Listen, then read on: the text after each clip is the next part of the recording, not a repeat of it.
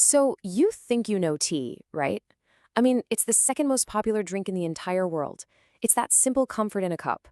But what if I told you that inside that cup is a story of incredibly complex chemistry, of global conquest, and even revolution?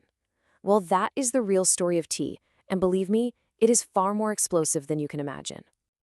And that's the big question we're going to tackle today. We're going to follow this one little leaf from its home on a humble plant.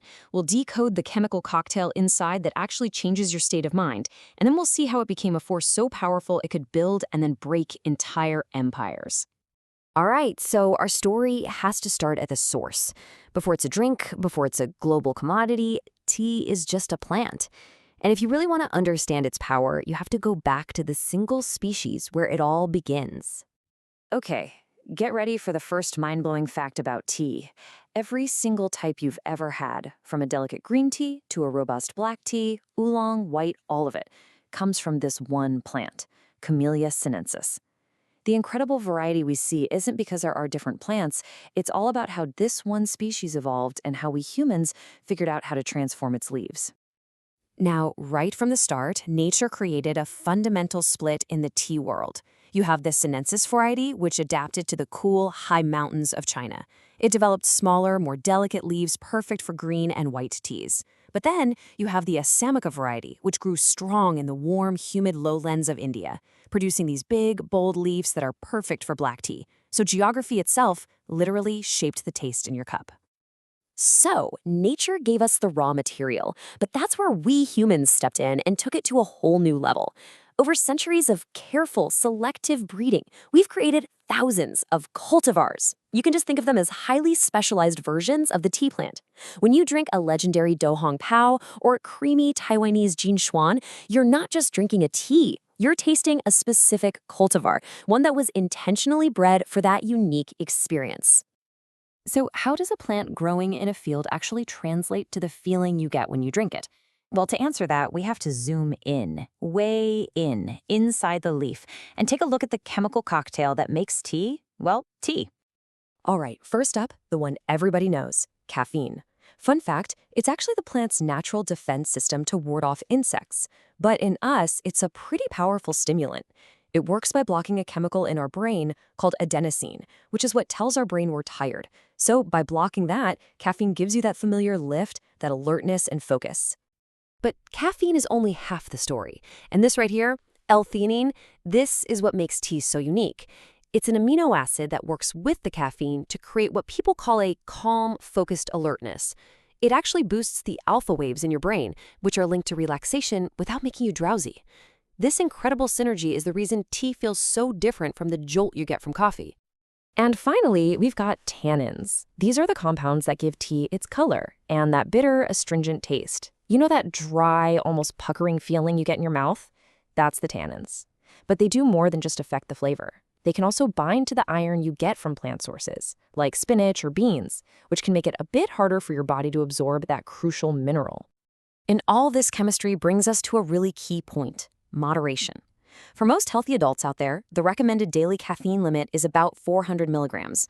Now, depending on the kind of tea you're drinking and how you brew it, that's somewhere between 6 and 12 cups. And it's really important to keep this number in mind because, as we're about to see, the dose really does make the poison and the medicine. Yeah, that chemical cocktail creates a really complex relationship with our bodies. Tea can be a powerful friend, but if we're not careful, it can also be a bit of a foe. So let's take a look at the evidence for both sides of that coin. Okay, on the friend side, the science is really promising, especially for heart health. Some really big studies have linked high green tea intake, we're talking 5 or more cups a day, with a lower risk of dying from cardiovascular disease. Other research shows black tea can improve how well the lining of our blood vessels works. The heroes here seem to be these powerful antioxidants called flavonoids. But, and this is a big but, on the faux side, drinking too much has some clear risks. Like we mentioned, those tannins can reduce your iron absorption. Way too much caffeine can lead to anxiety, restlessness. For some people, it can even trigger heartburn by increasing stomach acid. And yep, if you drink a lot of it regularly, you can develop a caffeine dependence and get those nasty withdrawal headaches if you stop. So far, we've gone from the plant to the chemistry, all the way to the human body. Now we're going to make the final leap, from the body to the entire world. Because the human desire for what tea could do didn't just shape our personal health, it fundamentally shaped the course of global history. Back in the 17th and 18th centuries, the West developed this absolutely insatiable thirst for tea. This created a massive global market, and one corporation rose up to completely dominate it: the British East India Company.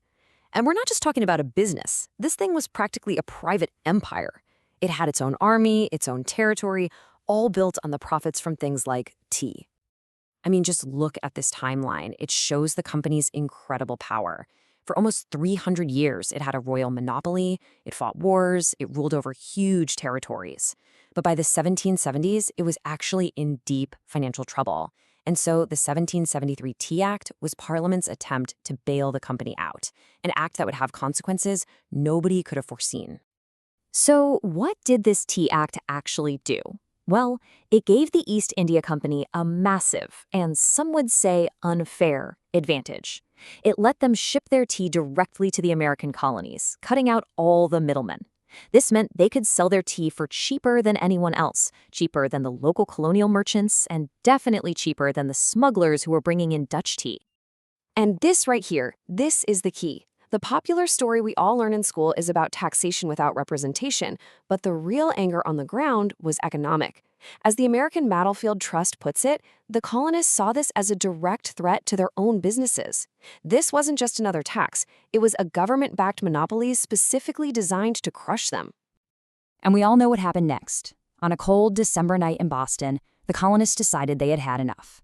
They boarded those company ships and dumped 342 chests of tea straight into the harbor. It was this spectacular act of defiance, a direct attack on the property of the East India Company and the authority of the British Crown. You could say a revolution was brewing. So from one single plant, Camellia sinensis, you get a chemical cocktail that can alter our minds, and a commodity so valuable it fueled an empire and helped spark a revolution. It's a story of botany, the body, and battle. And it just goes to prove that sometimes the biggest changes in history can start with something as small and as simple as a single leaf.